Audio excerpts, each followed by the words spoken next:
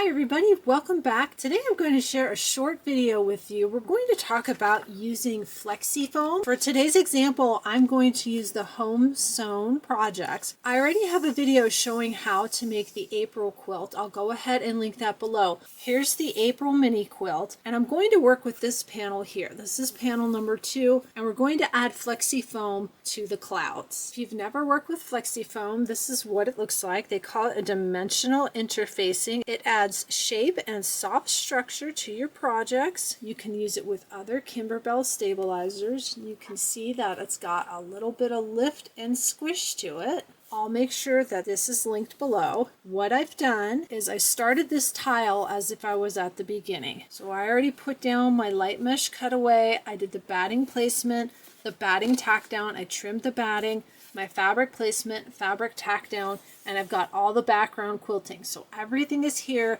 just as if you were making this project. I also have Pellon SF101 fusible on the back of my fabric. We're working in tile number 2, so if you look at your instructions where it says clouds 2, 4 by 7.5, I cut 4 by 7.5 for clouds 2. That's going to be the cloud fabric. There's no fusible on the back of this because it's not indicated here in the instructions, and I cut Flexi Foam the same size. Let's head over to the machine and I'll show you how to use this. I'm on a Baby Lock Meridian. My files are on USB. This is the Kimberbell soft quilted scissor case. I just finished the background quilting. So you can see we've got a placement line here for this fabric. We're going to move through this and get to the clouds. If you're new to embroidery, your machine should have a button like this. Mine says needle minus plus. If you have a Baby Lock or a Brother, I believe it's the exact same looking picture. These arrows move by thread color, and then you can see you can also move by ones, tens, hundreds, and 1000s. You can move backward and you can move forward. We're going to go forward. We're pretending that we're working through this project. So we have a fabric placement, a fabric tack down,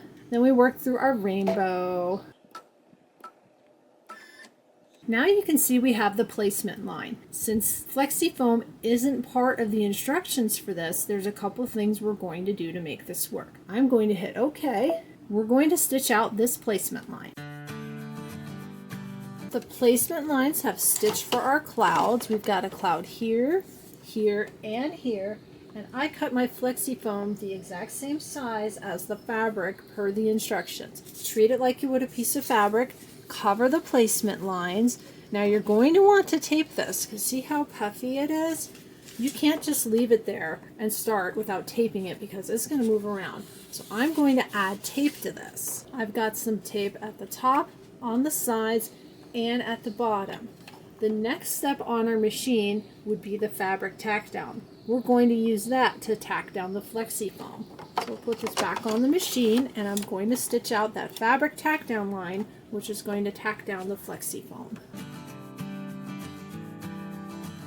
You can see the Flexi Foam's tacked down. See how it looks? It's all squishy and puffy. Now I cut this piece the same size as the instructions gave for the fabric. You can see where the clouds are, here, here, and here. If you have Flexi Foam and you had scrappy pieces, you could stitch out the placement line first, and then you could have cut 3 small pieces or gone into your scraps and cut scraps for that instead. You want to take off the tape, and then we have to trim around the Flexi Foam. I've got my hoop off my machine. I have a little tray table here.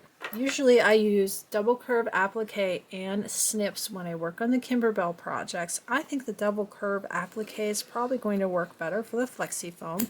It cuts very easily. If there are small little areas that you're trying to get into, you might want to use your snips. Especially if it's very detailed, you can see I can go just a little bit at a time. Otherwise, you can use the double curve applique. Go ahead and trim around it.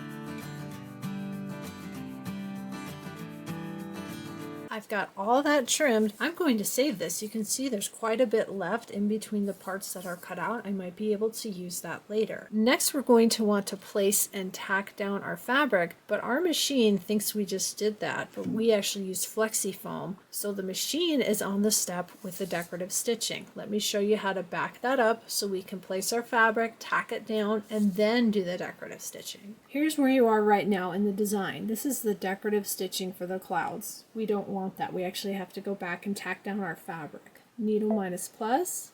I'm going to go up That's what I need. That's the tack down. I'm going to hit OK. Now I need to cover this with my cloud fabric. And since the Flexi Foam is underneath it, you'll see how it's kind of puffy. So you want to tape that. You don't want that to come up while it's stitching. This is one of those things that if I'm using Flexi Foam, I always sit and I watch the machine. I don't get up and walk away.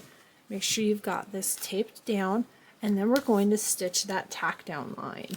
One other thing to mention, if while you're trimming your Flexi Foam, if you accidentally cut the stitches, don't worry about it because we're covering it with fabric and we're going to tack it down, so it's going to get caught anyway. I've got this back on my machine. Let's stitch that tack down. The tack down stitch, see how puffy it is because of the Flexi Foam? It looks really cute. I kind of wish I would have done that on my quilt, but that's okay. Now when you go to your screen, you're ready to do the decorative stitching, but before you do that, you need to trim away everything that's outside of the stitch lines. I have everything trimmed. You can squish it, see how puffy it is, really cute. I'm going to put it back on the machine and we're going to stitch out the decorative outline.